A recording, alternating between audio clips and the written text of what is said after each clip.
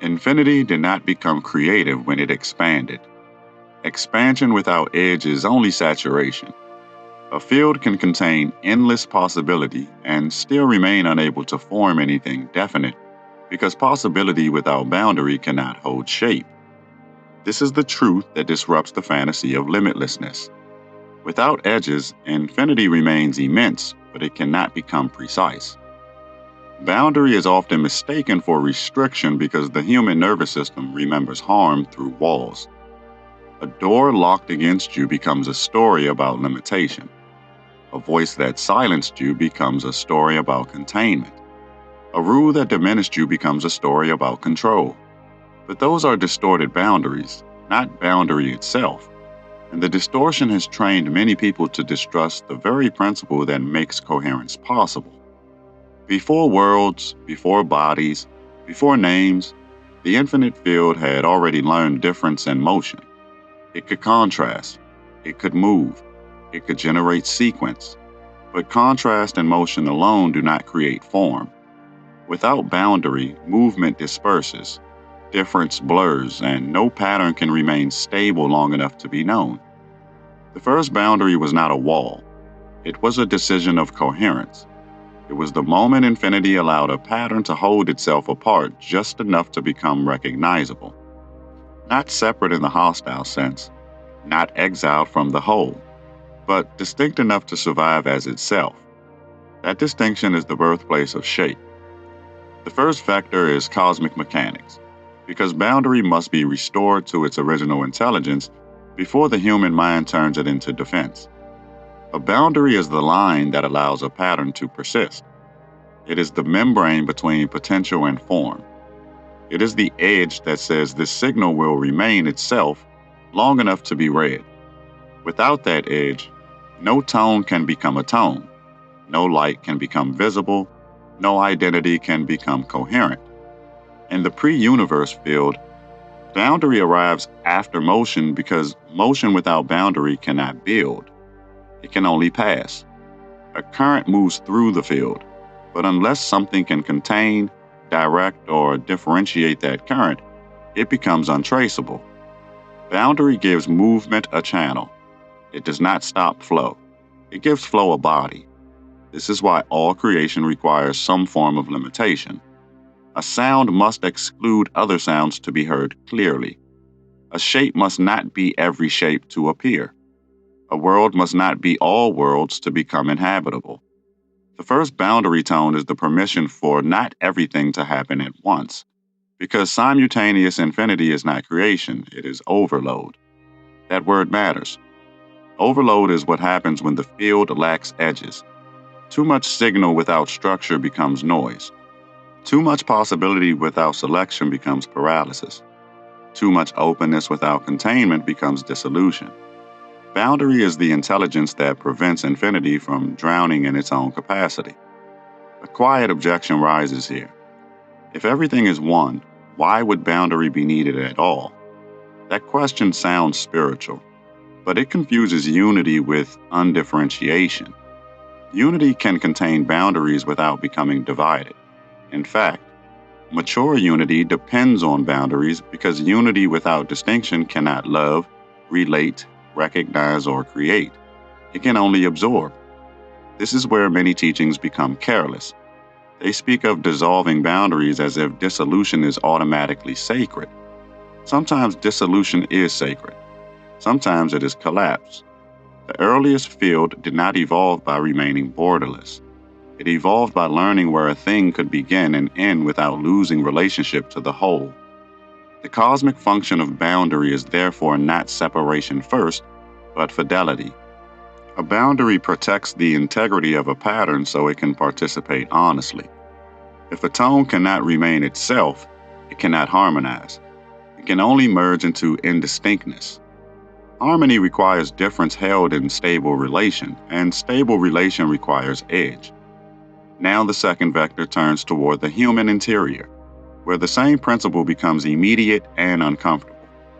Many people think boundaries are about keeping others out. That is only the most visible surface. At the deeper level, boundaries are how a person remains legible to themselves. They are the lines that protect the continuity between inner truth and outer action. When a person has weak boundaries, they do not only get invaded by others, they become unclear to themselves. They begin losing track of what they feel, what they want, what they believe, what they can carry. They mistake adaptation for compassion and exhaustion for loyalty. Their life becomes porous in ways that look loving from the outside but feel like disappearance from within. This is why boundary work often begins with anger. Anger is not the boundary, but it is often the alarm that boundary has been violated for too long. It rises because something inside the self is trying to reestablish an edge. The mistake is either worshiping anger or suppressing it. Anger is a messenger, not a home. The deeper work is learning what the anger was protecting before it had to shout. Usually, it was protecting a truth that had been negotiated away repeatedly. A need dismissed as selfish. A limit ignored because someone else might be disappointed. A knowing overwritten because belonging felt more urgent than coherence. Boundary tones awaken when the self can no longer afford to confuse love with self-erasure. Another objection appears, especially in spiritual people. If I set boundaries, am I closing my heart? That question is important because it reveals a wound disguised as virtue. A heart without boundary is not automatically open. It may simply be unguarded, overwhelmed, or trained to prove goodness through access. True openness is chosen. Access without choice is not openness, it is exposure. A clear boundary does not reduce love. It gives love a shape it can survive inside. Without boundary, love becomes leakage, rescue, obligation, or collapse. With boundary, love can become honest contact. The heart does not need to be endlessly available to be real. It needs to be coherent enough to give without disappearing. This is why saying no can feel like spiritual failure to those who learned acceptance as identity. But no is one of the first sacred words of form. No is not hatred. No is the edge that allows a truthful yes to exist. If you cannot say no, your yes has no structural meaning. It may be compliance wearing the sound of generosity. The third vector now moves into collective and cultural systems. Because boundaries do not only shape individuals, they shape civilizations. A culture with no meaningful boundaries cannot preserve wisdom, memory, or trust. Everything becomes available, interchangeable, consumable, and therefore thin. Without edges, a society loses the capacity to distinguish depth from access. Modern life often mistakes availability for connection. Everyone can reach everyone. Everything can be shared. Every thought can be broadcast. Every identity can be performed in public. This looks like expansion, but it often functions as boundary collapse at scale. The collective nervous system becomes flooded with contact it cannot metabolize. People become informed and exhausted, connected and lonely, visible and unseen. A society without healthy boundary tones cannot maintain sacred space. It turns every mystery into content, every grief into spectacle, every insight into branding, every relationship into performance. The issue is not technology alone. The issue is the loss of edge. When nothing is protected, nothing ripens. When everything is exposed immediately, depth cannot complete its private work. This is why ancient systems built thresholds, temples, rites, vows, apprenticeships, initiations, quiet rooms, closed circles, seasonal timing. Not because truth was being hoarded, but because some forms of truth require containment before they can be handled. A culture that destroys all thresholds in the name of openness may gain access while losing capacity. It can touch more and understand less. Boundary tones in a civilization determine what is allowed to enter, what must be protected, what requires preparation, and what must not be commodified. These are not oppressive questions by default. They become oppressive when controlled by fear, hierarchy, or domination. But the absence of these questions is not freedom. It is exposure without wisdom. Here, the three vectors begin to press toward each other without collapsing into simplicity. Cosmically, boundary allows pattern to persist. Personally, boundary allows the self to remain legible. Collectively, boundary allows depth to survive exposure. In all three, edge is not the enemy of connection. Edge is what makes connection possible without dissolution. The destabilizing insight is this: infinity needed limits to become creative. That sentence breaks the shallow idea that limitlessness is the highest freedom. Limitlessness is not always freedom. Sometimes it is formlessness. Sometimes it is overwhelm. Sometimes it is the absence of enough structure to make anything real. This does not mean all limits are sacred. Some limits are prisons. Some boundaries are fear made rigid. Some edges are inherited control systems pretending to be order. The task is not to worship boundary. The task is to discern whether an edge protects coherence or prevents becoming. That discernment is where the teaching refuses easy comfort. A false boundary says nothing may change. A true boundary says change must not destroy the integrity of what is changing. A false boundary isolates. A true boundary relates from clarity. A false boundary is built from fear of contact. A true boundary is built from respect for what contact requires. This distinction matters because many people swing between collapse and rigidity. They give too much until resentment rises, then close too hard and call it strength. They confuse openness with safety, then confuse hardness with healing. Boundary tones do not ask for permanent openness or permanent closure. They ask for precision. Precision is the spiritual function of edge, not coldness, not distance, precision. The ability to know what belongs, what does not, what can enter now, what requires time, what must be refused, and what must be protected until it is strong enough to meet the world. Without precision, compassion becomes chaos. Without precision, sovereignty becomes theater. This is why boundary is connected to identity. You do not know who you are only by what you include. You also know who you are by what you cannot include without distorting. The self is shaped by yes and no together. A life made only of yes has no architecture. A life made only of no has no doorway. The final pressure of this movement sits here. Boundary is not the opposite of infinity. Boundary is the method by which infinity becomes specific enough to be loved, known, inhabited, and trusted. The edge is not a betrayal of the whole. It is the whole choosing a shape. And once that becomes clear, the next discomfort arrives immediately. If boundaries create form, then every form is also a refusal. Every self is a refusal. Every path is a refusal. Every world is a refusal of all other worlds it could have been. Creation is not only expression. Creation is exclusion made meaningful. That is why boundary tones carry gravity. They force you to stop romanticizing endless possibility and ask which possibilities deserve embodiment. They force you to admit that becoming anything real requires not becoming countless other things. They force infinity into honesty. And once infinity learns edges, the question no longer stays cosmic. It turns toward you. What part of your life has remained vague because you are afraid that choosing a shape will cost you the fantasy of being everything?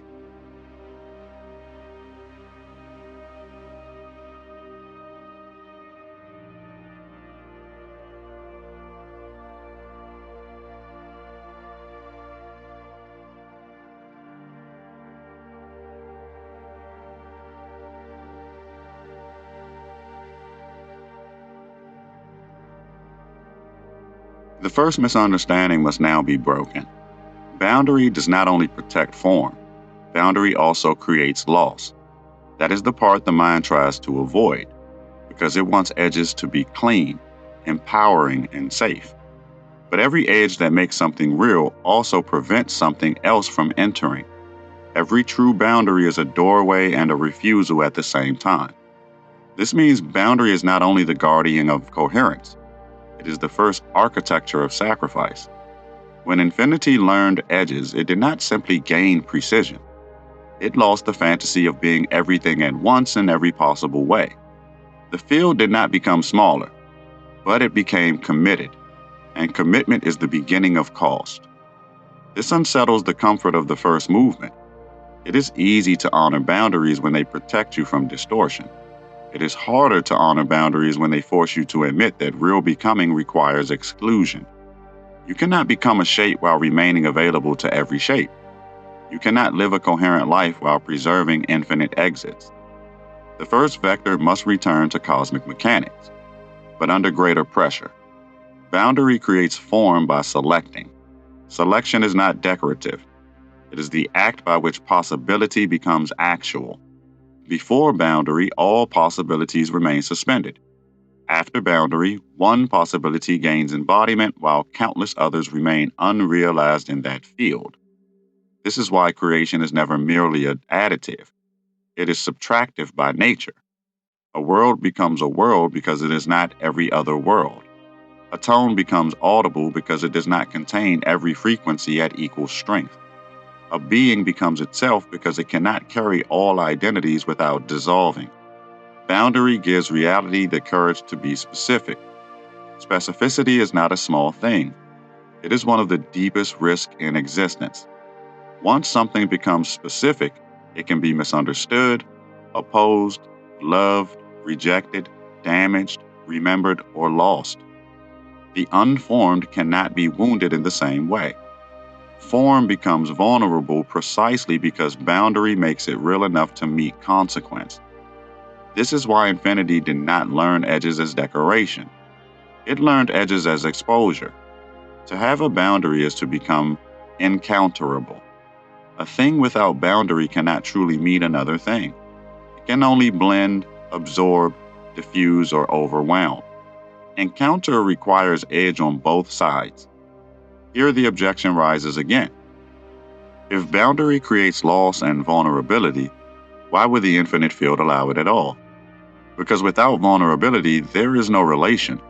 Without relation, there is no love, no recognition, no exchange, no world, no memory.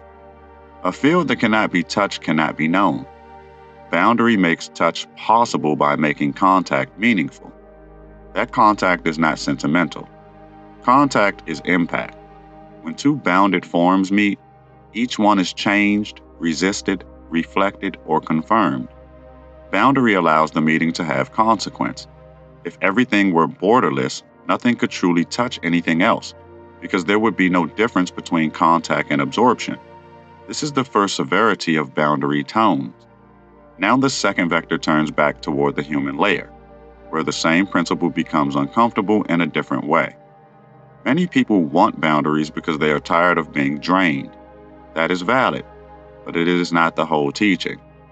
The deeper work begins when a boundary also costs them something they wanted to keep: approval, access, fantasy, the image of being endlessly kind, the identity of being easy to love.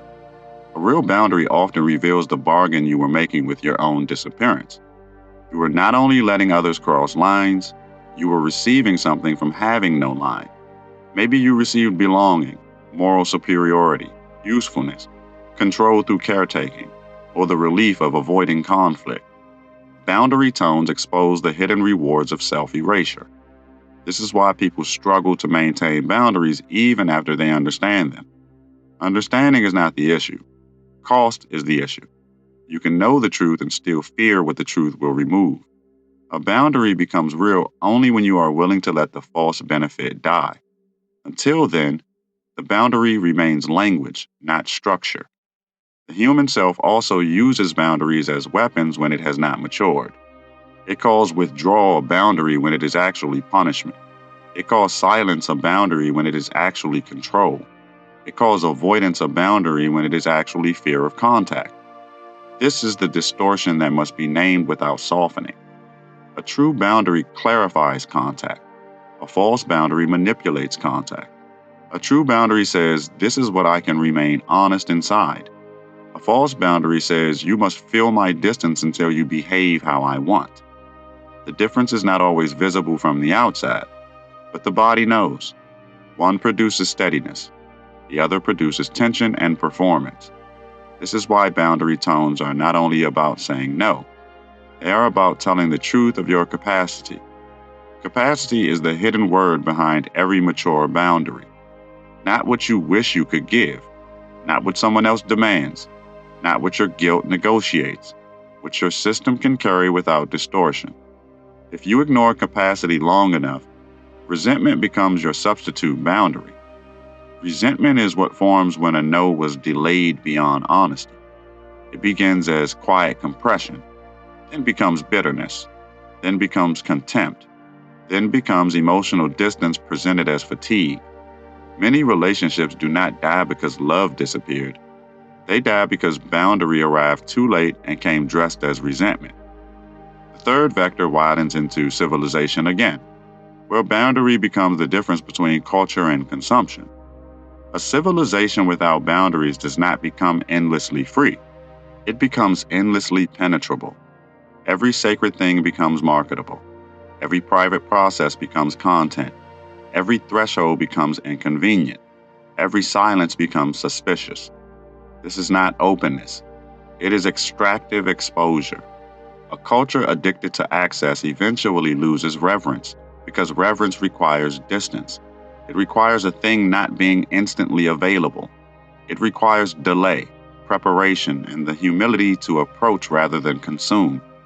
Boundary is what keeps the sacred from becoming raw material. The modern world often calls this gatekeeping, and sometimes it is right. Some boundaries protect power, not depth. Some thresholds exist to exclude rather than prepare. But the abuse of thresholds does not mean all thresholds are false. A society that cannot tell the difference between exploitative gatekeeping and necessary preparation will destroy both oppression and wisdom at the same time. This is how cultural memory thins. Practices are pulled out of context, symbols are stripped of discipline, teachings are converted into slogans, and intimacy is confused with visibility. The collective begins to believe that because it can access a thing, it understands it. Boundary tones oppose that arrogance.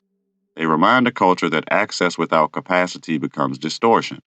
A healthy civilization knows that not everything should be immediate. Some knowledge must be grown into. Some roles require proof of character. Some grief must remain private. Some beauty must be protected from the hungry gaze of public appetite. Without these edges, culture becomes loud and hollow at once. Here the three vectors begin to converge.